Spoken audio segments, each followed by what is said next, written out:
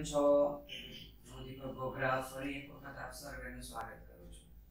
Students, તો last લેક્ચરમાં આપણે કેમિસ્ટ્રી સબ્જેક્ટમાં જે સ્ટાન્ડર્ડ 11 નું ઇક્વિલિબ્રિયમ ચેપ્ટર હતા, સંતુલન ચેપ્ટરમાં રાસાયણિક સંતુલન પર વાત કરતા હતા અને લાસ્ટ લેક્ચર સુધી આપણે સંતુલન અચળાંક કેસીના ગુણધર્મો, કેસીની અગત્યતા, સમાન સંતુલન, વિષમાન સંતુલનમાં ન્યુમેરિકલ કે એમસીક્યુ તો કઈ રીતે ટેબલ બનાવવા, વિયોજન અંશનો બાષ્પ ઘનતા સાથેનો સંબંધ શીખેલા હતા, વિયોજન અંશનો આણ્વીય દળ સાથેનો સંબંધ શીખેલા હતા, વિયોજન અંશનો જુદા જુદા તાપમાન અને દબાણ સાથેનો સંબંધ પણ શીખેલા હતા. ગાઈઝ, આજે જે વાત કરવાની છે તે આપણે ચેપ્ટરનો અગત્યનો અને લાસ્ટ ટોપિક કહી શકાય છે લ ચેટેલિયરનો પ્રિન્સિપલ. ઓકે, તો લ ચેટેલિયરનો પ્રિન્સિપલ અને સંતુલનને અસર કરતા પરિબળ પર આજે ફોકસ કરવાનું છે. તો ગાઈઝ આપણે સ્ટાર્ટ કરીએ છીએ.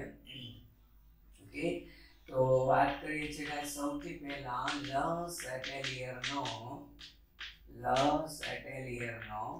સિદ્ધાંત અથવા નિયમ. તો એ સંતુલનને અસર કરતા જે પરિબળો છે, ઓકે, એ કઈ રીતે અસર કરશે અને શા માટે અસર કરશે એનો પાયો આપણે એવું કહી શકીએ કે લ સેટેલિયરનો સિદ્ધાંત છે. તો શું કહે છે લ સેટેલિયરનો સિદ્ધાંત? ગાઈસ, લ સેટેલિયરનો સિદ્ધાંત એવું કહે છે કે જ્યારે કોઈ સંતુલનમાં રહેલી પ્રક્રિયા હોય અને એ સંતુલન ઓલરેડી સ્થપાઈ ગયું છે, ઓકે, અને હવે સંતુલન સ્થપાયા બાદ જો તમે એની ક્યાં તો સાંદ્રતા, દબાણ, ઉદ્દીપક, તાપમાન આ કોઈ પરિબળ બદલો તો સંતુલન શું કરવા કરે?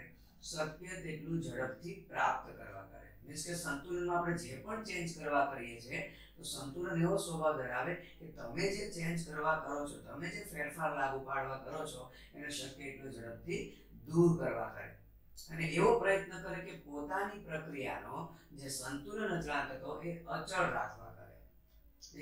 આ જસ્ટ એના જેવું છે કે ભાઈ આપણી પાસે સપોઝ 5000 રૂપિયા છે, ઓકે, અને ઘરે આપણે 5000 આપવાના છે, પણ માની લો ઘરે આવતા આવતા કોઈ પણ ખરીદી કરવાનું મન થઈ ગયું, 1000 રૂપિયાની ખરીદી થઈ ગઈ, ઓકે, હવે ઘરે તો 5000 રૂપિયા આપવા હતા અને હવે બચ્યા 4000, 1000 રૂપિયાની તો ખરીદી થઈ ગઈ. તો તમે શું કરશો? ઘરે 5000 રૂપિયા આપવા ફરજિયાત છે, તો તમે તમારા કોઈ ફ્રેન્ડ, મિત્ર પાસેથી 1000 રૂપિયા શું કરશો? ઉછીના લઈ લેશો, પણ આપશો ઘરે કેટલા? 5000. તો તમારી પરિસ્થિતિમાં જે ફેરફાર આવ્યો, 5000 ની બદલે 4000 થઈ ગયા, તો તમે પ્રયત્ન શું કર્યો કે હું ઘરે 5000 જ આપું, એટલે તમે 1000 રૂપિયા ક્યાંકથી એડજસ્ટ કરી લીધું. તો સેમ ટુ સેમ સંતુલનને અસર કરતું કોઈ પરિબળ તમે લાગુ પાડો, સંતુલન સ્થપાયા પછી જો કોઈ પરિબળ લાગુ પાડો, એટલે કે સાંદ્રતા બદલો, દબાણ બદલો, તો સંતુલન પણ કેવો સ્વભાવ રાખે? જે પણ ફેરફાર થયો છે એ શક્ય તેટલો ઝડપથી ફેરફાર શું થાય? દૂર થાય, મૂળ પરિસ્થિતિ ઝડપથી પ્રાપ્ત થાય, જેથી કરીને અચળ તાપમાને સંતુલન અચળાંક અચળ રહે. તો લ સેટેલિયરના નિયમનું વિધાન કંઈક એના બેઝ પર જ છે. વિધાન એવું કહે છે કે સંતુલનમાં રહેલી રાસાયણિક પ્રક્રિયાને અસર કરતા પરિબળોમાંનું જો કોઈ એક પરિબળ પણ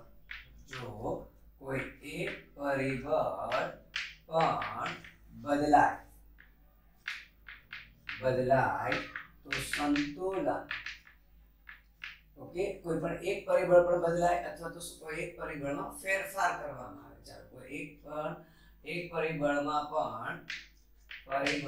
પણ જો ફેરફાર કરવામાં આવે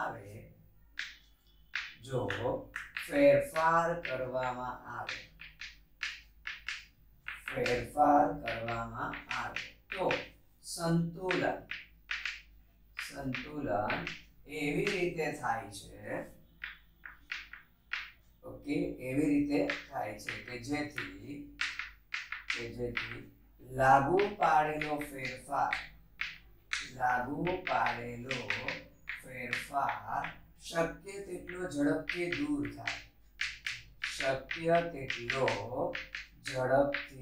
દૂર થાય, એટલે કે નાબૂદ થાય અને અચળ તાપમાને સંતુલન અચળાંક અચળ રહે. સંતુલન અચળાંક અચળ રહે. ટૂંકમાં ઓલ ઓવર સંતુલનમાં રહેલી પ્રક્રિયા છે એ પોતાનું સંતુલન અચળાંક શું રાખવા કરે? અચળ રાખવાનો પ્રયત્ન કરે. તો શું કીધું ઓલ ઓવર કે સંતુલનમાં રહેલી કોઈ રાસાયણિક પ્રક્રિયાને અસર કરતા પરિબળમાંનો જો કોઈ એક પણ પરિબળમાં ફેરફાર કરવામાં આવે તો સંતુલન એવી રીતે થાય, એવી રીતે પ્રક્રિયા આગળ વધશે કે જેથી લાગુ પાડેલો ફેરફાર શક્ય તેટલો ઝડપથી દૂર થાય અને સંતુલન અચળાંક અચળ રહે. તો ઓલ ઓવર કેસીનું મૂલ્ય અચળ રાખવા કરશે. આ આપણે લસ ક્લિયરનો નિયમ કહીએ છીએ. ઓકે, તો આપણે લિસ્ટ બનાવીએ કે કયા કયા પરિબળો છે કે જે સંતુલનને અસર કરે. તો કે આપણે કહીએ કે સંતુલનને અસર કરતા પરિબળો, સંતુલનને અસર કરતા પરિબળો. ઓકે, તો સૌથી પહેલું પરિબળ આપણે કહીએ છીએ ગાઈસ સાંદ્રતાનો ફેરફાર. સંતુલનને અસર કરતું પરિબળ એમાં સૌથી પહેલું કહીએ છીએ સાંદ્રતાનો ફેરફાર. બીજું આપણે કહીએ છીએ દબાણનો ફેરફાર. ત્રીજું આપણે કહીએ છીએ ગાઈસ પ્રણાલીનું તાપમાન અથવા સંતુલનનું તાપમાન. ઓકે, એટલે આપણે કહીએ છીએ તાપમાનની અસર. ચોથું આપણે કહીએ છીએ નિષ્ક્રિય વાયુનો ઉમેરો, નિષ્ક્રિય વાયુનો ઉમેરો. અને પાંચમું આપણે છેલ્લું કહે છે ઉદ્દીપકનો ઉમેરો અથવા ઉદ્દીપકની અસર. ગાઈસ ગમે તે પરિબળ ભણો, શોર્ટ એન્ડ સિમ્પલ એટલું દિમાગમાં ફિટ કરો, જે બાજુ જથ્થો વધારે હોય ત્યાંથી ઓછી બાજુ થવા તરફ જાય. બસ આટલો કન્સેપ્ટ દિમાગમાં રાખો એટલે પાંચેય પરિબળનો સારાંશ આવી ગયો. શું કીધું મેં? વધુ જથ્થાથી ઓછા જથ્થા તરફ જાય. બસ એટલું યાદ રાખો. શું શોર્ટ એન્ડ સિમ્પલ એવું તમને હું યાદ રાખવાનું કહું છું. ઓકે, વધુથી ઓછા તરફ જાય આટલું દિમાગમાં રાખી દો એટલે તમારા પાંચેય પરિબળની અસર સારાંશમાં ટૂંકમાં આવી ગઈ. બસ આ પાંચેયનું ડિસ્કસ આનું આ જ કરવાનું છે. તમને એવું લાગશે એકની એક વાત સમજાવું છું અને એવું જ થશે. જોજો એકની એક વાત આપણે સમજવાની છે કે ઓલ ઓવર સંતુલન વધુથી ઓછા તરફ જાય, ચાહે પછી જથ્થો હોય, દબાણ હોય, જે પણ હોય. જોઈએ, ચાલો સૌથી પહેલું આપણે વાત કરીએ છીએ ગાઈસ સાંદ્રતાની અસર અથવા સાંદ્રતાનો ફેરફાર.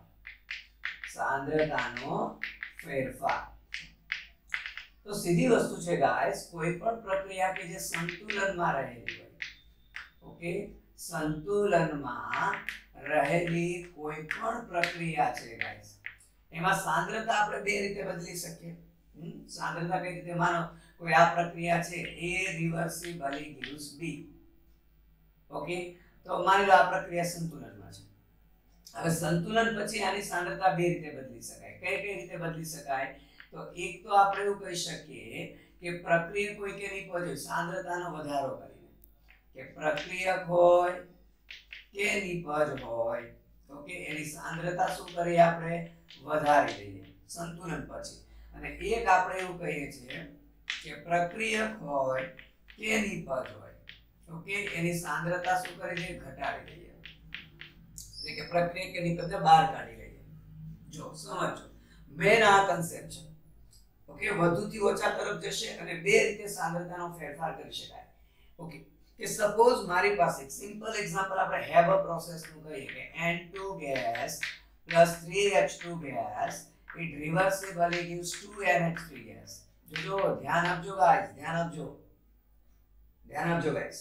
ઓકે, સંતુલન સ્થપાઈ ગયું છે, માની લો આ સંતુલન સ્થપાઈ ગયું છે.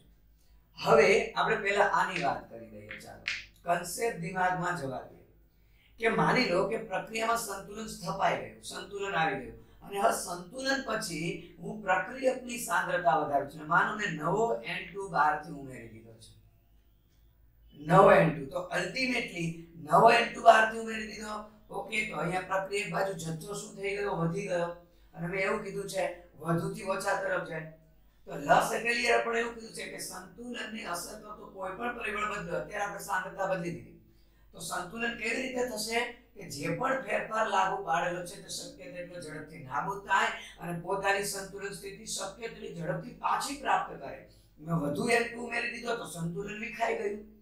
તો હવે આ સંતુલન કેવો સ્વભાવ રાખે કે જેટલો પણ N2 ઉમેરેલો છે એ જે હાઇડ્રોજન અવેલેબલ હશે એની સાથે ફટાફટ પ્રક્રિયા કરશે અને અમુક જથ્થો નવો એમોનિયા પાછો બનાવશે અને શક્ય તેટલું ઝડપથી સંતુલન શું કરવા કરશે, પાછું પ્રાપ્ત કરવા કરશે. ક્લિયર? તો શોર્ટ એન્ડ સિમ્પલ મેં N2 ઉમેરી દીધો, પ્રક્રિયકની સાંદ્રતા ઉમેરી દીધી. ઓકે, તો આ બાજુ જથ્થો વધી ગયો તો લસ એટલે લેયરના સિદ્ધાંત અનુસાર પ્રક્રિયા કઈ દિશામાં જશે, પુરોગામી દિશામાં જશે. બસ આ ટાઈપના જ MCQ આવશે. કઈ દિશામાં જશે, પુરોગામીમાં જશે, જેથી કરીને શક્ય તેટલું ઝડપથી સંતુલન પ્રાપ્ત થાય. એવું નહીં N2 જ, કદાચ H2 ઉમેરો તો એ થાય અને બંને ઉમેરે તો એ થાય. ટૂંકમાં આ બાજુ પ્રક્રિયકની સાંદ્રતા વધારશો એટલે પ્રક્રિયક બાજુ જથ્થો વધે.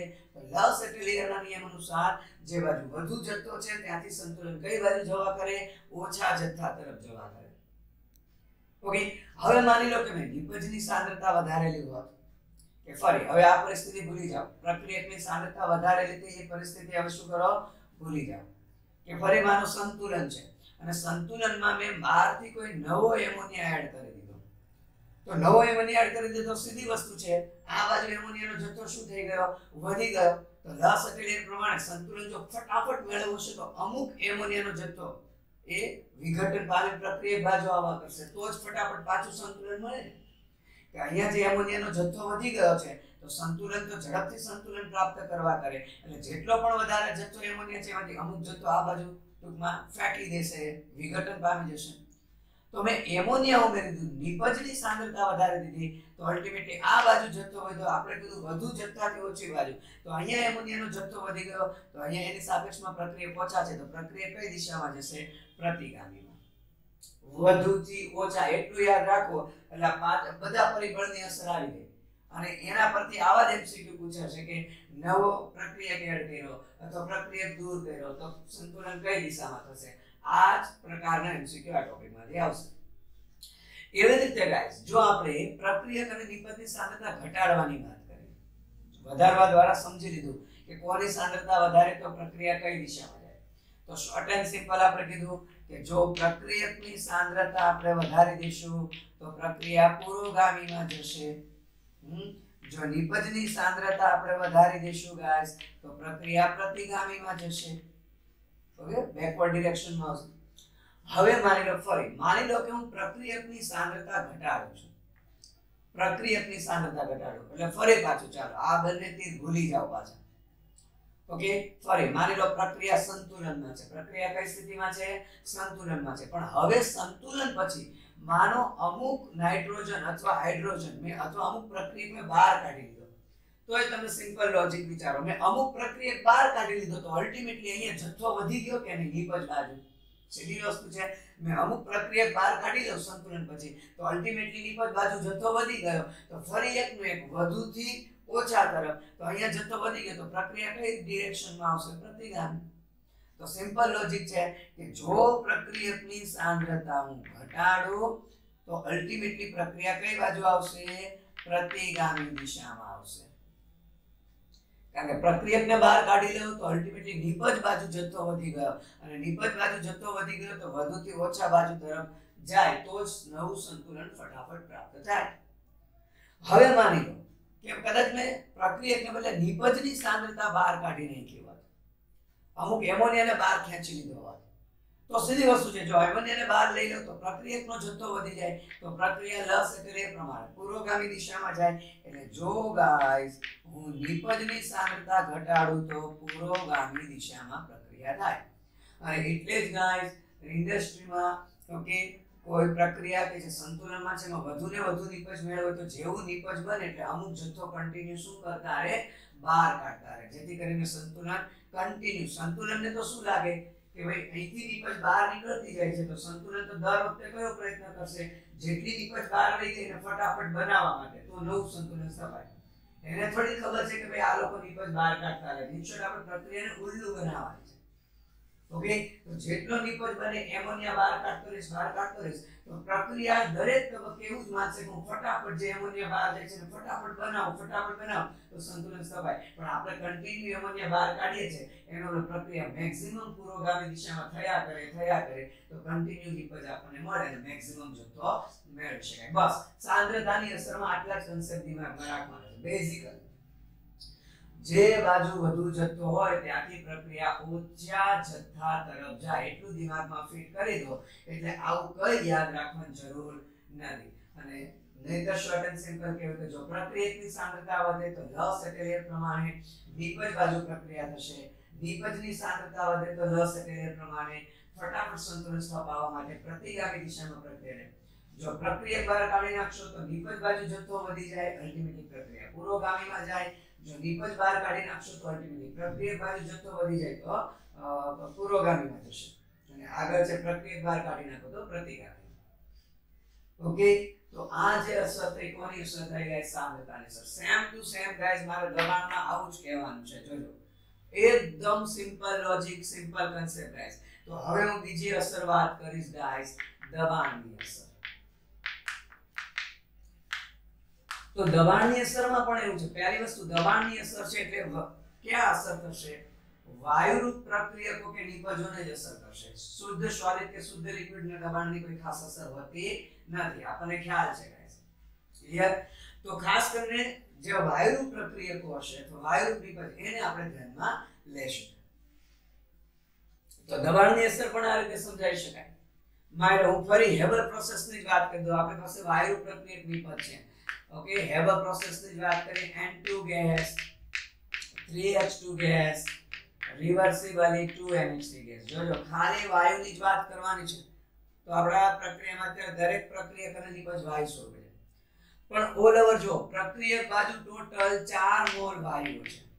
4 મોલ વાયુ પ્રક્રિયક બાજુ, 3 મોલ H2, 1 મોલ N2. નિપજ બાજુએ જો તો કેટલા મોલ છે? 2 મોલ વાયુ છે. એનો મતલબ પ્રક્રિયક બાજુ વાયુના મોલ વધારે છે. ઓકે, અને એક સમીકરણ સપોઝ આવું લઈએ કે calcium carbonate solid reversibly gives calcium oxide solid carbon dioxide gas. ચલો પ્રક્રિયક બાજુ કેટલા વાયુ છે? 0, કારણ કે આ તો સોલિડ છે. સોલિડ ને કીધું આપણે દબાણ નહીં હોય. નિપજ બાજુએ જો તો 1 જ મોલ વાયુ છે. હાઈ સોલિડ છે તો 1 મોલ વાયુ છે. કેટલા મોલ વાયુ છે ભાઈ? 1 મોલ વાયુ છે. ફરી મેં શું યાદ રાખવાનું કીધું છે? વધુથી ઓછા તરફ જાય. તો સીધી વસ્તુ છે દબાણની અસર ક્યાં થાય? જે બાજુ વાયુના મોલ વધારે છે ત્યાં થાય. તો આ પ્રક્રિયાની જો વાત કરીએ પહેલા, ઓકે, કે પ્રક્રિયક બાજુ વાયુના મોલ વધારે છે. પ્રક્રિયક બાજુ તો સીધી વસ્તુ છે કે આ પ્રક્રિયામાં કદાચ દબાણ વધારું. ઓકે, આ પ્રક્રિયામાં દબાણ જો વધારીએ તો મેં કીધું દબાણની અસર ક્યાં થાય? જે બાજુ વાયુના મોલ વધારે હોય, વાયુનો જથ્થો વધારે હોય એ બાજુ દબાણની અસર થાય. તો અહીંયા આ પ્રક્રિયામાં માની લો સંતુલન સ્થપાઈ ગયેલું છે. ઓકે, સંતુલન સ્થપાઈ ગયેલું છે અને સંતુલન પછી માનો કે આ પ્રક્રિયાનું દબાણ વધાર્યું તો અસર કઈ બાજુ થશે? પ્રક્રિયક બાજુ. મેં દબાણ વધાર્યું, પ્રક્રિયક બાજુ વાયુના મોલ વધારે છે તો અલ્ટિમેટલી દબાણ વધશે તો કઈ બાજુ વધશે? પ્રક્રિયક બાજુ.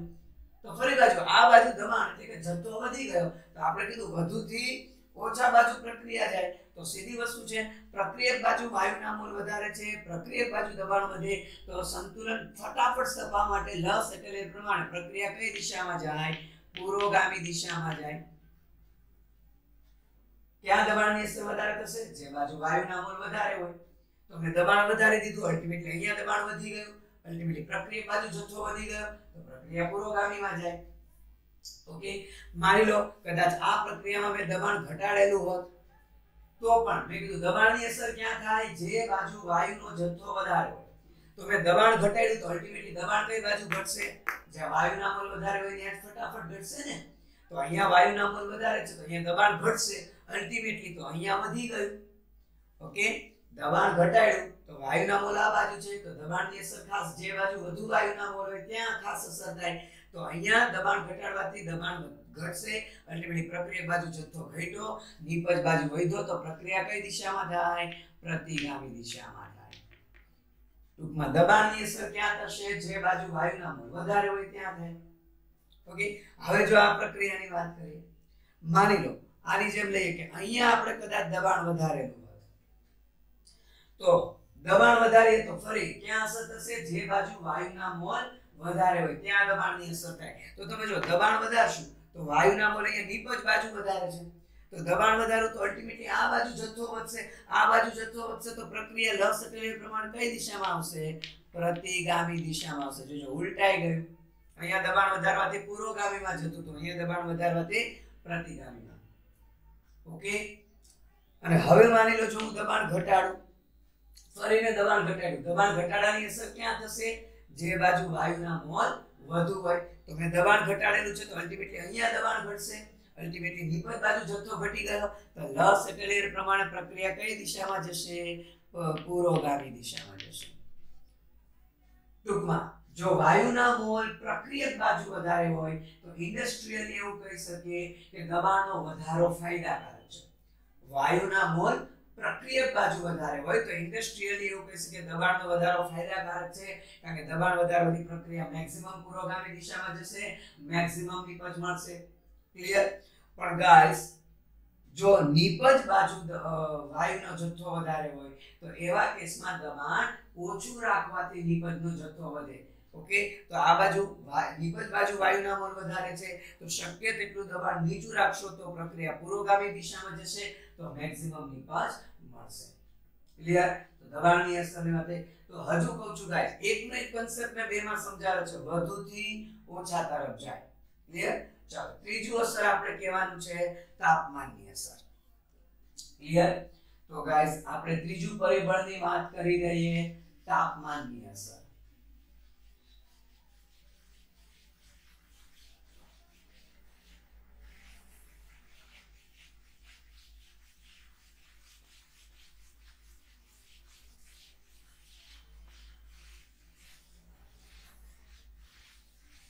ચાલો ગાઈસ ત્રીજું પરિબળ શીખવા તરફ જઈ રહ્યા છીએ, તાપમાનની અસર.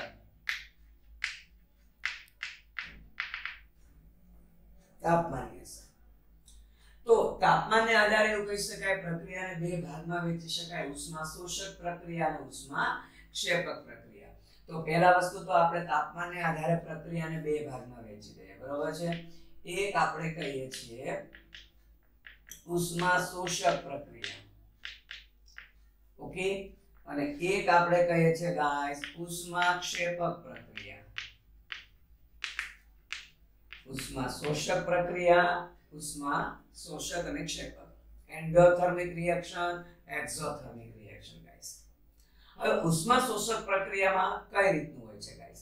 ઓકે. ઉષ્મા શોષક પ્રક્રિયા એટલે ઉષ્મા આપવી પડે એટલે એમાં સમીકરણ આ રીતે લખી શકાય, ઉષ્મા પોતે પ્રક્રિયક તરીકે વર્તે. માનો કોઈ આવું સમીકરણ છે, કોઈ આવું સમીકરણ છે કે ઉષ્મા, જો ઉષ્મા શોષકમાં ઉષ્મા પોતે પ્રક્રિયક તરીકે વર્તે છે, જ્યારે ઉષ્મા ક્ષેપકમાં કઈ રીતનું હોય છે તો સમીકરણ આવું થશે, B + ઉષ્મા. તો તમે જોઈ શકો છો કે ઉષ્મા પોતે નિપજ તરીકે વર્તે છે અને સંતુલન સ્થપાયેલું છે એવું માની લો. ચાલો તો ઉષ્મા શોષક પ્રક્રિયા કે જેમાં ઉષ્મા પોતે પ્રક્રિયકનું કામ કરે છે, અહીંયા ઉષ્મા પોતે નિપજનું કામ કરે છે. તો ફરી પાછું સમજીએ ગાઈસ, કન્સેપ્ટ આપણો સમજીએ. ઓકે. ઓકે. તો સીધી વસ્તુ છે, પહેલી વસ્તુ તો તાપમાન દરેક પ્રક્રિયાને અસર કરતું પરિબળ છે. જનરલી એવું હોય કે તાપમાન વધે એમ પ્રક્રિયાનો વેગ વધે, પણ ખાસ કરીને આપણે એવું યાદ રાખીએ જે રીતે કે હમણાં લાસ્ટમાં આપણે દબાણના પરિબળમાં કીધું કે જો પ્રક્રિયક બાજુ વાયુના મોલ વધારે હોય તો દબાણનો વધારો ઇન્ડસ્ટ્રી માટે ફાયદાકારક કહેવાય, કારણ કે પ્રક્રિયા પુરોગામી જાય. પણ નિપજ બાજુ વાયુના મોલ વધારે હોય તો દબાણનો ઘટાડો ફાયદાકારક. સેમ ટુ સેમ અહીંયા શોર્ટ એન્ડ સિમ્પલ કહીએ તો ઉષ્મા શોષક પ્રક્રિયા છે એમાં ઉષ્મા પોતે પ્રક્રિયક તરીકે કામ કરે છે એટલે તાપમાનનો વધારો ફાયદાકારક. ઉષ્મા શોષક પ્રક્રિયા માટે તાપમાનનો વધારો ફાયદાકારક. કઈ રીતે? જો કે માની લો ગાઈસ આ પ્રક્રિયામાં સંતુલન સ્થપાઈ ગયું છે અને હવે હું તાપમાન વધારું છું. તાપમાન એટલે આપણે ખબર છે ઉષ્મીય ઊર્જાનું સ્તર સૂચવે. સાદી ભાષામાં કહીએ તો ઉષ્માનો જથ્થો એક પ્રકારે કહી શકીએ. તો સંતુલનમાં છે, તાપમાન વધારીશ એટલે ઉષ્મા વધશે, તો ઉષ્મા પોતે અહીંયા પ્રક્રિયક તરીકે કામ કરે છે. તો તાપમાન વધારીશ તો ઉષ્મા વધશે, અલ્ટિમેટલી પ્રક્રિયક બાજુ જથ્થો વધી ગયો. ફરી પાછું યાદ કરો, વધુ જથ્થાથી ઓછા તરફ, વધુ જથ્થાથી ઓછા તરફ જશે. તો અહીંયા ઉષ્માનો જથ્થો વધી ગયો, પ્રક્રિયક બાજુ ઉષ્માનો જથ્થો વધી ગયો, ઇન્શોર્ટ પ્રક્રિયક વધી ગયા તો પ્રક્રિયા કઈ બાજુ જશે? પુરોગામી દિશામાં જશે. કઈ દિશામાં જશે? પુરોગામી. ઓકે. પણ જો ગાઈસ આવી પ્રક્રિયામાં હું તાપમાન ઘટાડું તો અલ્ટિમેટલી ઉષ્મા ઘટી જશે. ઓકે ઉષ્મા ઘટી જાય તો અલ્ટિમેટલી પ્રક્રિયકનો જથ્થો ઘટ્યો તો નિપજ બાજુ જથ્થો વધી ગયો કહેવાય તો પ્રક્રિયા કઈ દિશામાં જશે પ્રતિગામી દિશામાં જશે જો સિમ્પલ લોજિક છે કે ઉષ્મા શોષક પ્રક્રિયામાં ઉષ્મા પોતે પ્રક્રિયકનું કામ કરે છે એટલે જો હું તાપમાન વધારીશ તો અલ્ટિમેટલી ઉષ્માનો જથ્થો વધે અલ્ટિમેટલી પ્રક્રિયકનો જથ્થો વધે તો પ્રક્રિયા લક્ષ સેટેલિયર પ્રમાણે પૂર્વગામી દિશામાં ધકેલાશે જો એને ફટાફટ સંતુલન સ્થાપવું હશે તો પણ ગાઈસ જો આવી પ્રક્રિયામાં તાપમાન ઘટાડું તો ફરી તાપમાન ઘટાડું તો અસર ક્યાં થાય ઉષ્માને જ અસર થવાની છે તો ઉષ્માનો જથ્થો ઘટી જાય અલ્ટિમેટલી પ્રક્રિયકનો જથ્થો ઘટ્યો તો નિપજનો જથ્થો વધી ગયો તો વધુથી ઓછા બાજુ જાય એટલે પ્રક્રિયા પ્રતિગામી તો ઓલ ઓવર એવું તારણ કાઢી શકાય કે ઉષ્મા શોષક પ્રક્રિયા માટે તાપમાનનો વધારો ફાયદાકારક તાપમાનનો વધારો ફાયદાકારક કહેવાય કે જેથી કરીને પ્રક્રિયા મેક્સિમમ પૂર્વગામી દિશામાં જાય તો નિપજનો જથ્થો વધારે મળે હવે એવું જ વસ્તુ અહીંયા જરા શીખીએ માનો તો અહીંયા ઉષ્મા પોતે નિપજ તરીકે વર્તે છે માની લો હું અહીંયા તાપમાન વધારું છું અહીંયા ઉષ્મા પોતે નિપજ તરફ છે બરોબર છે તો માની લો કે અહીંયા હું ઉષ્મા તાપમાન વધારું છું તો તાપમાન વધારીશ એટલે અસર ક્યાં થશે એ ઉષ્માને જ થશે તો મેં તાપમાન વધાર્યો અલ્ટિમેટલી ઉષ્મા વધી અલ્ટિમેટલી નિપજનો જથ્થો વધી ગયો અને નિપજનો જથ્થો વધ્યો તો લક્ષ એટલે પ્રમાણે વધુથી ઓછા બાજુ તો પ્રક્રિયા કઈ દિશામાં થશે પ્રતિગામી દિશામાં થશે ગાઈસ પ્રક્રિયા પ્રતિગામી દિશામાં થશે તો ઇન્ડસ્ટ્રીનો ઉલટાનો લોસ છે નિપજથી પ્રક્રિયક બાજુ આવી તો નિપજનો જથ્થો ઘટે તો એનો મતલબ ઉષ્માક્ષેપક પ્રક્રિયા માટે મારે બને ત્યાં સુધી તાપમાન કેવું રાખવું જોઈએ નીચું જો હું તાપમાન ઘટાડીશ અલ્ટિમેટલી ઉષ્માનો જથ્થો ઘટશે તાપમાન ઘટાડીશ અલ્ટિમેટલી કોનો જથ્થો ઘટશે ગાઈસ ઉષ્માનો જથ્થો ઘટી જશે અને ઉષ્માનો જથ્થો ઘટશે તો પ્રક્રિયકનો જથ્થો વધી ગયો કહેવાય તો વધુથી ઓછા બાજુ એટલે પ્રક્રિયા કઈ બાજુ થશે પૂર્વગામી દિશામાં ઓકે તો ઓલ ઓવર એવું કહી શકાય કે જો ઉષ્માક્ષેપક પ્રક્રિયા હોય તો તાપમાનનો ઘટાડો ઇન્ડસ્ટ્રી માટે ફાયદાકારક કહેવાય તાપમાનનો ઘટાડો ફાયદાકારક કહેવાય જેથી કરીને વધુ નિપજ મળે પ્રક્રિયા પૂર્વગામીમાં જાય ક્લિયર તાપમાન વધાર્યું ઉષ્મા વધી અલ્ટિમેટલી નિપજનો જથ્થો વધ્યો તો વધુથી ઓછા બાજુ પ્રક્રિયા તરફ તાપમાન ઘટાડ્યું ઉષ્મા ઘટી મીન્સ કે નિપજ ઘટી અલ્ટિમેટલી પ્રક્રિયા વધી ગયો તો વધુથી ઓછા તરફ ઓકે એટલે એનો મતલબ ઉષ્માક્ષેપક પ્રક્રિયા માટે તાપમાન શક્ય તેટલું કેવું રાખવું જોઈએ ગાઈસ નીચું રાખવું જોઈએ તાપમાન કેવું રાખવું જોઈએ નીચું પણ ગાઈસ જો તાપમાન નીચું રાખવા જઈએ તો પ્રશ્ન એ થાય કે પ્રક્રિયાનો વેગ ઘટી જાય તાપમાન નીચું રાખવા જાવ તો પ્રક્રિયાનો શું થશે ગાઈસ વેગ ઘટી જશે ઓકે તો વેગને મેન્ટેન કરવો પડશે ને એટલે ગાઈસ ઉષ્માક્ષેપક પ્રક્રિયા માટે ઓપ્ટિમમ પરિસ્થિતિનું નિર્માણ કરવું પડે કઈ પરિસ્થિતિ કહેવાય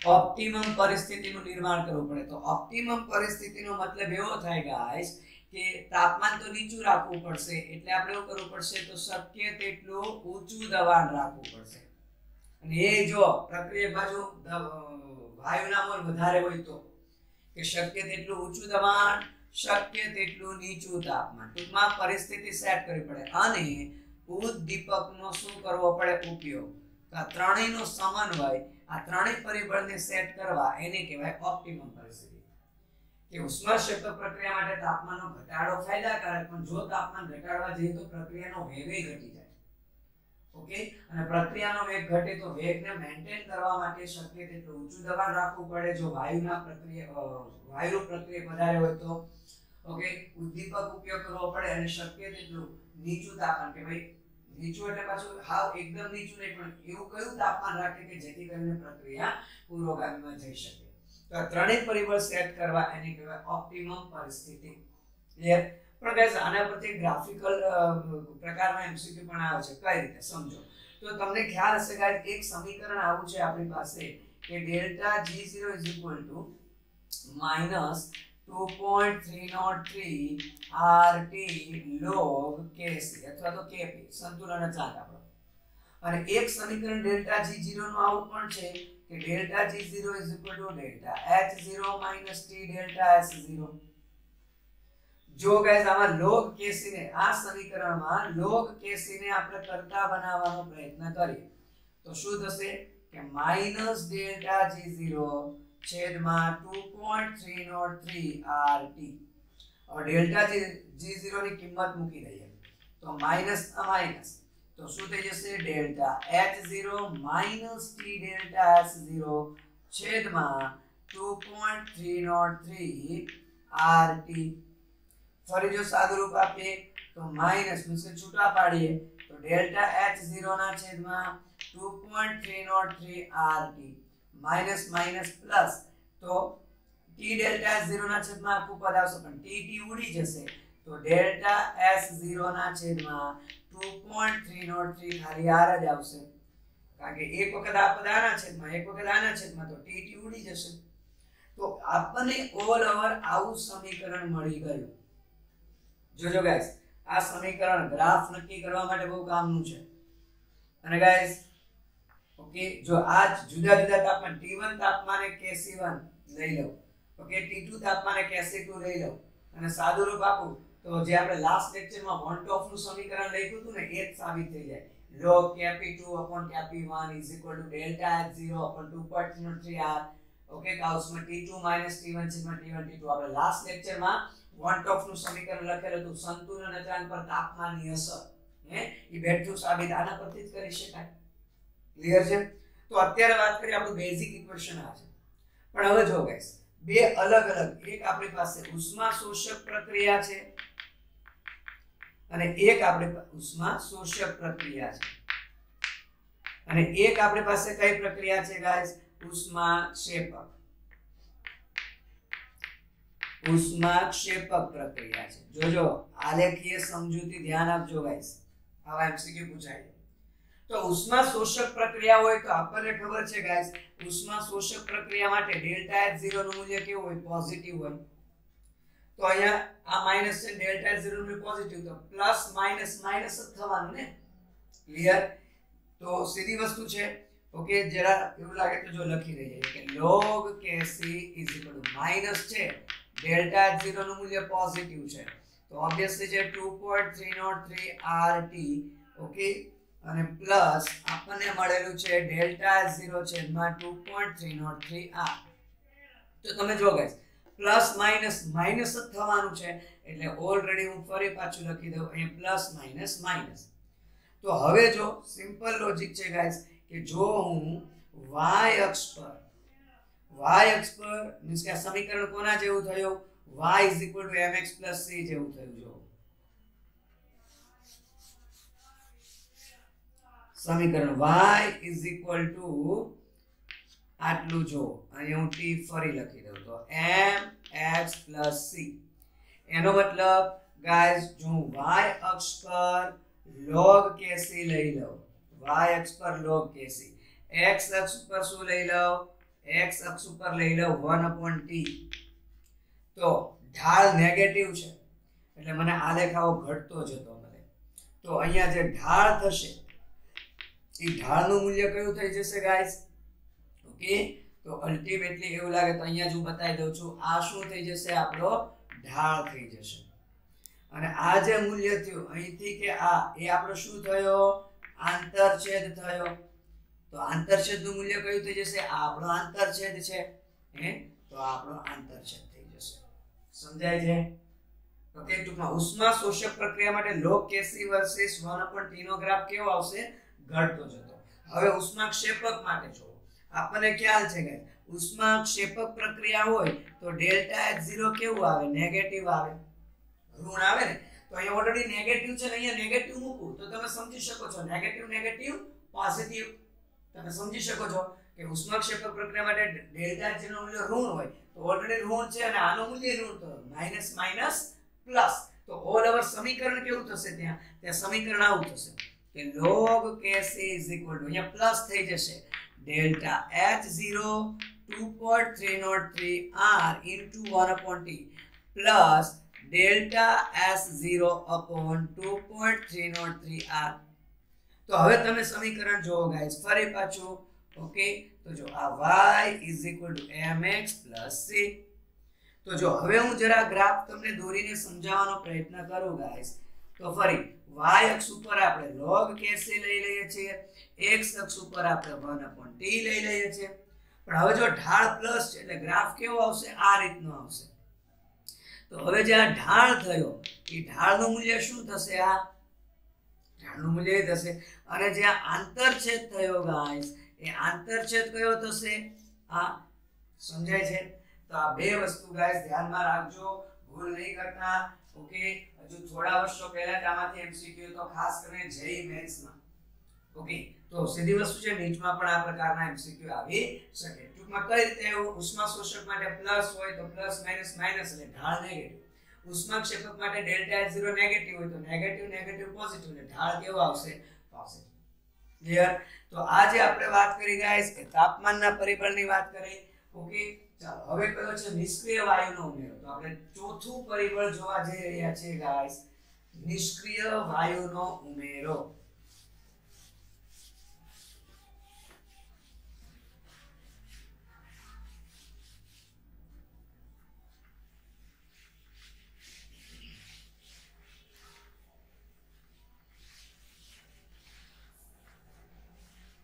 ચાલો ગાઈસ, તો આપણે વાત કરવાની છે ચોથું પરિબળ નિષ્ક્રિય વાયુનો ઉમેરો. નિષ્ક્રિય વાયુનો ઉમેરો. તો ગાઈસ નિષ્ક્રિય વાયુ એટલે આમ જોવા જઈએ તો પહેલી વસ્તુ પહેલી જ વાર દિમાગમાં કઈ આવે? 18મા સમૂહના તત્વો. પણ આપણે નિષ્ક્રિય વાયુ લેવા લઈશું કે આપણી પ્રક્રિયામાંના કોઈ ઘટક સાથે પ્રક્રિયા કરતા હોય નહીં. આપણી પ્રક્રિયા મીન્સ કે સંતુલન જે પરિસ્થિતિમાં સ્થપાનું છે એ પરિસ્થિતિમાં એવો કોઈ વાયુ ફરી ઉમેરો સંતુલન પછી કે જે વાયુ આપણી પરિસ્થિતિમાં પ્રક્રિયાની પરિસ્થિતિમાં પ્રક્રિયામાંના કોઈ પણ પ્રક્રિયા કે નિપજ સાથે પ્રક્રિયા ન કરતો હોય એના માટે આપણે નિષ્ક્રિય શબ્દ યુઝ કરી શકીએ. તો એમાં ફરી પાછું નિષ્ક્રિય વાયુનો ઉમેરો બે રીતે ફરી સમજાવી શકીએ ગાઈઝ આપણે. ઓકે, નિષ્ક્રિય શબ્દ નિષ્ક્રિય વાયુનો ઉમેરો બે રીતે સમજાવી શકીએ. કે એક તો માની લો કે અચળ કદે નિષ્ક્રિય વાયુ ઉમેરીએ. અચળ કદે નિષ્ક્રિય વાયુ ઉમેરીએ. ઓકે, કે પ્રણાલીનું જે પાત્રનું કદ છે તે અચળ રાખી દઈએ અને એક આપણે કહી દઈએ અચળ દબાણ. તો અચળ કદે નિષ્ક્રિય વાયુનો ઉમેરો અને અચળ દબાણે નિષ્ક્રિય વાયુનો ઉમેરો. ઓકે,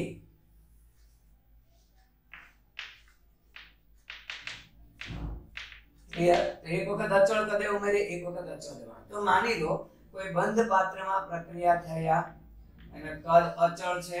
કદ કેવું છે? અચળ છે. ચાલો તો શું કહીશું? માનો કોઈ પ્રક્રિયા આવી છે A gas plus B gas it reversibly gives C gas. આવી કોઈ પ્રક્રિયા છે એવું માની લઈએ. પાત્રનું કદ અચળ છે અને સંતુલન સ્થપાઈ ગયું. અહીંયા માની લો કોઈ એવો વાલ્વ છે કે જ્યાંથી આપણે નિષ્ક્રિય વાયુ ઉમેરી શકીએ પણ અત્યારે સંતુલન છે ત્યારે માની લો વાલ્વ બંધ છે. તો અત્યારે સંતુલન સ્થપાઈ ગયું છે પણ માની લો હવે હું કોઈ એવો વાયુ ઉમેરું કે જે વાયુ કેવો છે? નિષ્ક્રિય. મીન્સ કે મેં તમને કહી દીધું નિષ્ક્રિય વાયુ એટલે એવો મતલબ કે ક્યાં તો ઓલરેડી 18મા સમૂહના કોઈ વાયુ ઉમેરો તમે અથવા તો એવો કોઈ વાયુ કે જે આપણી આ પ્રક્રિયાની પરિસ્થિતિમાં આ પ્રક્રિયા જે તાપમાને દબાણ થતી છે તે તાપમાને દબાણે આ વાયુ એ કોઈ પ્રક્રિયા કે નિપજ સાથે પ્રક્રિયા કરતો હશે નહીં. હવે ગાઈસ તો નિષ્ક્રિય વાયુ છે કોઈ ઘટક સાથે પ્રક્રિયા જ નથી કરતો તો આ એક પણ ઘટકના આંશિક દબાણ બદલાય નહીં. અને કોઈના આંશિક દબાણ નહીં બદલાય, વાયુ પોતે કોઈ સાથે પ્રક્રિયા નથી કરતો તો સીધી વસ્તુ છે નિષ્ક્રિય વાયુ ઉમેરવાથી સંતુલનને કોઈ ફરક પડશે નહીં. જો હમણાં કોઈ સાથે પ્રક્રિયા કરતો હોય તો માનો કે B સાથે પ્રક્રિયા કરે છે તો એ નિષ્ક્રિય વાયુ B ને ઇન્સર્ટ એવું કે ખેંચી લીધો. ઓકે, એટલે B ને પકડી લીધો તો અલ્ટિમેટલી B છે એની સાંદ્રતા ઘટી ગઈ તો સંતુલન પ્રતિગામીમાં આવે. પણ પ્રક્રિયા કરતો હોત તો આપણે કીધું નિષ્ક્રિય વાયુ આપણી પ્રક્રિયામાંના કોઈ ઘટક સાથે પ્રક્રિયા કરતો નથી અને પ્રક્રિયા નથી કરતો તો કોઈના આંશિક દબાણ નહીં બદલાય, A B કે C નું કોઈનું આંશિક દબાણ નહીં બદલાય તો સંતુલનને કોઈ ફેર પડવાનો નથી. તો શોર્ટ એન્ડ સિમ્પલ દિમાગમાં રાખો કે જો અચળ કદે સંતુલન સ્થપાયેલું હોય અને એમાં નિષ્ક્રિય વાયુ ઉમેરવામાં આવે તો સંતુલનને કોઈ અસર થતી નથી. સંતુલનને અસર થશે નહીં ગાઈસ, સંતુલનને કોઈ અસર નહીં થાય. પણ ગાઈસ અહીંયા અસર થશે અચળ દબાણ. જો દબાણ અચળ રાખ્યું એનો મતલબ કદ અચળ નથી. ઓકે, ફરી જોઈએ આ કન્સેપ્ટ તો છે જ વધુથી ઓછા તરફ જાય. તો માની લો હું જરા તમને એમાં આ રીતે સમજાવવાનો પ્રયત્ન કરીશ કે આ રીતનું પિસ્ટન ધરાવતું કોઈ પાત્ર છે. ઓકે, આ પિસ્ટન છે એવું માની લેજો. પિસ્ટન ધરાવતું કોઈ શું છે? પાત્ર છે. આ પિસ્ટન છે. ઓકે, આ પિસ્ટન છે. હવે માની લો કે આમાં કોઈ પ્રક્રિયામાં સંતુલન સ્થપાઈ ગયું છે. ઓકે, કે સપોઝ આવું છે કે A gas it reversibly gives B gas plus C gas. માનો આવું છે. કોઈ પણ પ્રકારનું સમીકરણ લઈ શકો. મેં અત્યારે આ ઉદાહરણ લીધેલું છે. તો હવે માની લો અહીંથી એવું માની લઈએ કે નિષ્ક્રિય વાયુ ઉમેરવાનો વાલ્વ છે. ઓકે, પહેલા વાલ્વ બંધ હશે એટલે સંતુલન સ્થપાશે. હવે માની લો સંતુલન સ્થપાઈ ગયું છે. હવે અહીંથી આપણે નિષ્ક્રિય વાયુ ઉમેરીએ છીએ. વાલ્વ ખોલીને નિષ્ક્રિય વાયુ શું કરીએ છીએ? ઉમેરીએ છીએ ગાઈસ. પણ જોજો નિષ્ક્રિય વાયુ છે કોઈ સાથે પ્રક્રિયા ભલે ન કરે પણ આપણે અચળ દબાણ રાખેલું હતું અને અચળ દબાણ રાખેલું તો વાયુ ઉમેરી દો ભલે કોઈ સાથે પ્રક્રિયા ન કરે પણ વાયુ આવ્યો તો છેવટે આ પ્રણાલીનું દબાણ તો બદલાશે કે નહીં? દબાણ બદલાઈ જશે. અને ગાઈસ જો દબાણ બદલાશે એટલે અલ્ટિમેટલી દબાણ વધી જશે. તો પિસ્ટન ઓકે અહીંયા જો દબાણ વધશે એટલે પિસ્ટનને ઉપરની તરફ ધક્કો લાગશે એટલે પિસ્ટન ઉપરની તરફ ચાલ્યું જશે.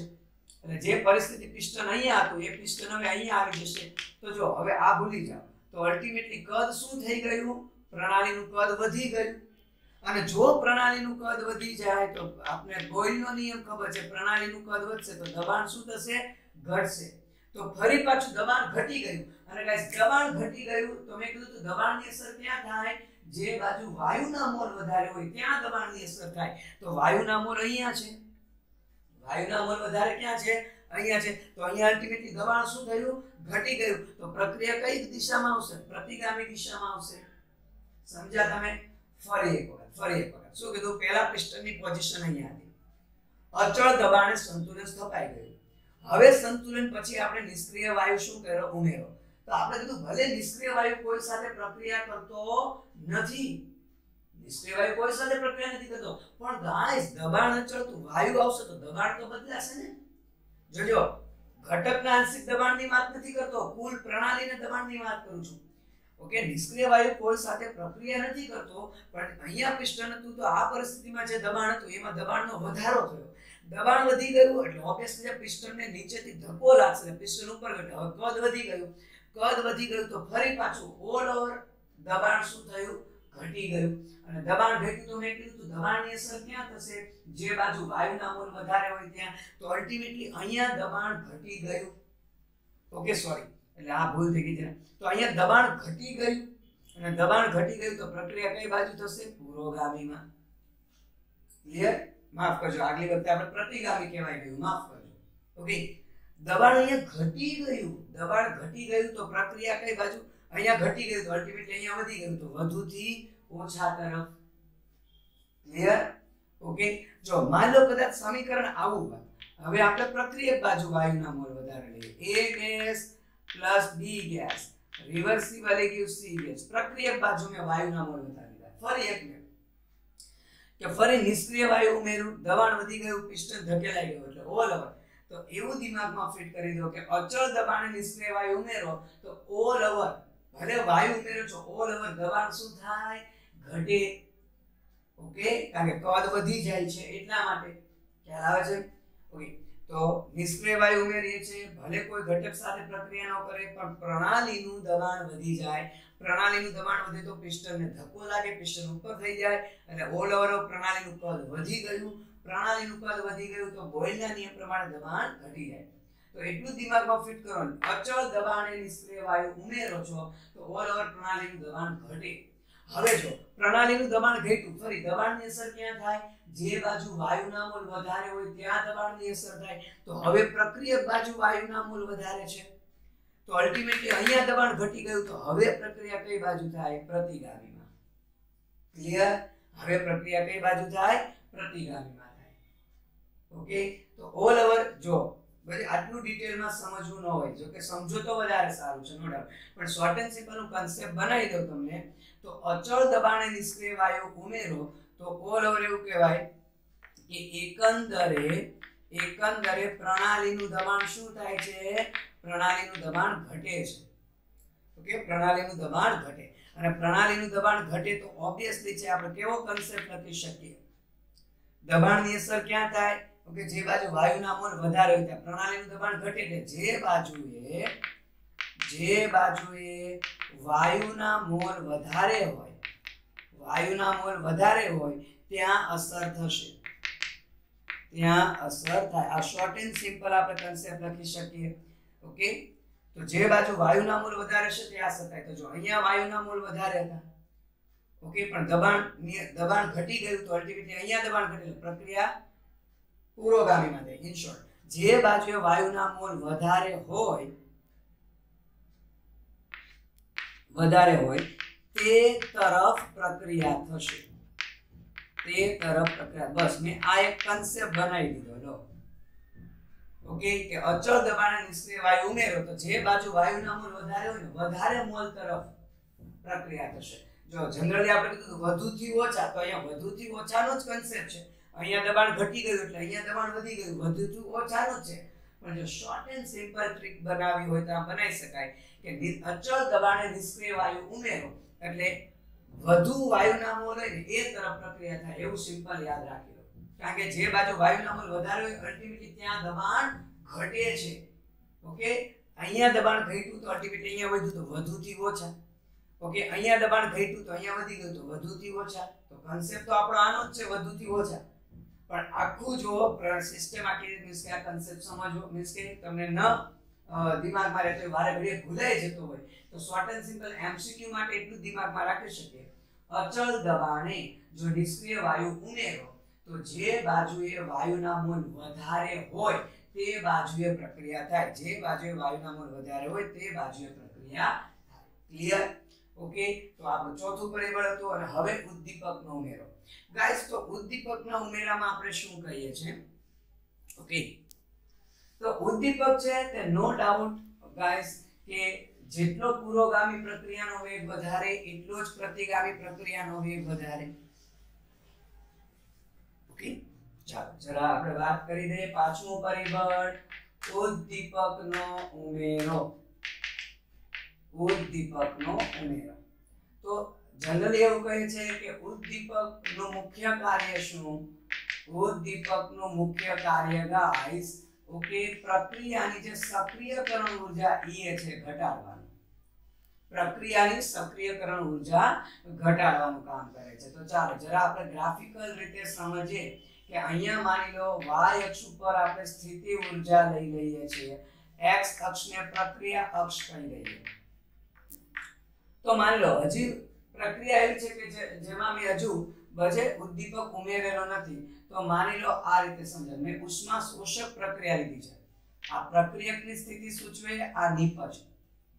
ઓકે, આ પ્રક્રિયકની સ્થિતિ ઉર્જા કરતા નિપજની સ્થિતિ ઉર્જા વધારે હોય એટલે ઉષ્મા શોષક પ્રક્રિયા કહેવાય. જો કદાચ મને અહીંયા નીચે સુધી આની કરતા નીચે સુધી દોર્યું હોત તો ઉષ્માક્ષેપક પ્રક્રિયા કહેવાય. ક્લિયર?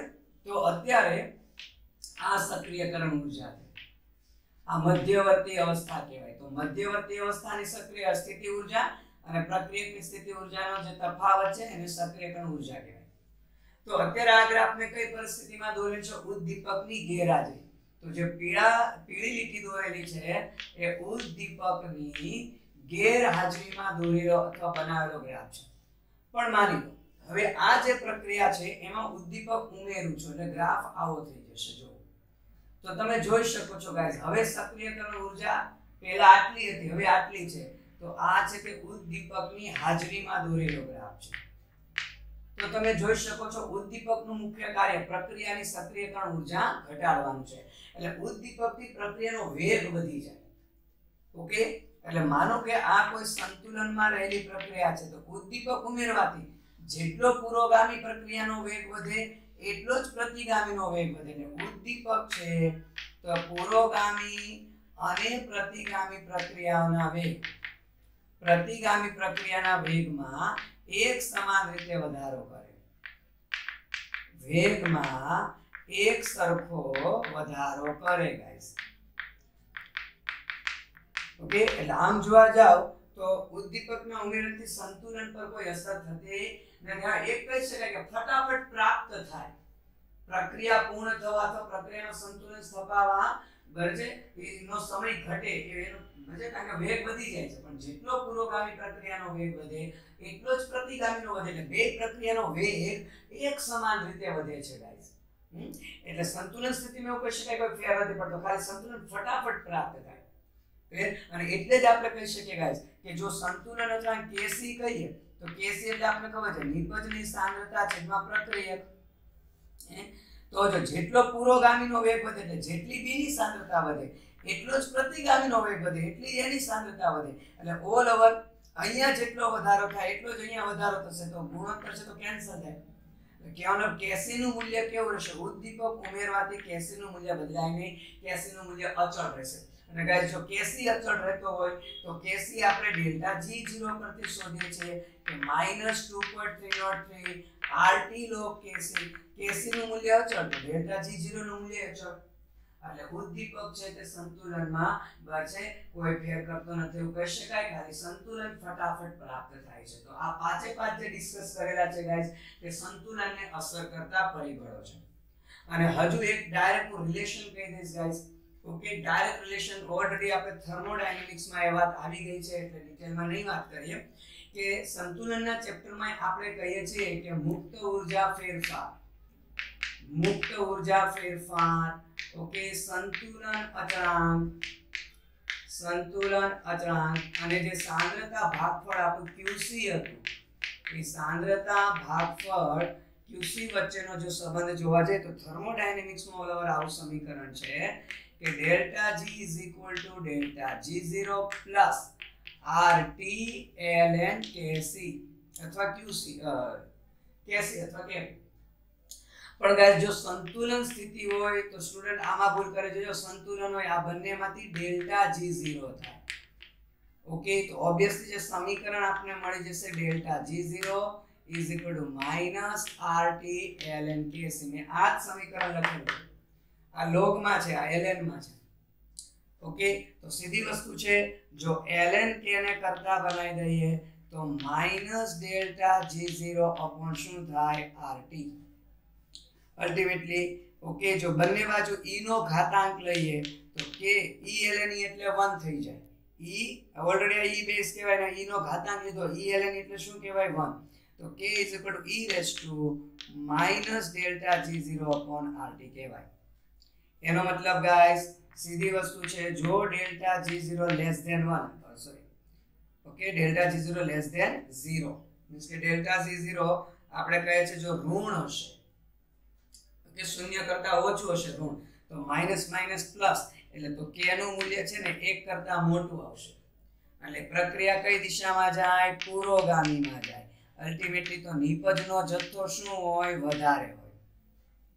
ડેલ્ટા G0 નું મૂલ્ય <0 એટલે ઋણ હોય તો આ ઋણ છે ને આ ઋણ માઈનસ માઈનસ પ્લસ એટલે ઓબ્વિયસલી છે k નું આ ગણતરી કરશો તો k નું મૂલ્ય 1 કરતા વધારે આવશે.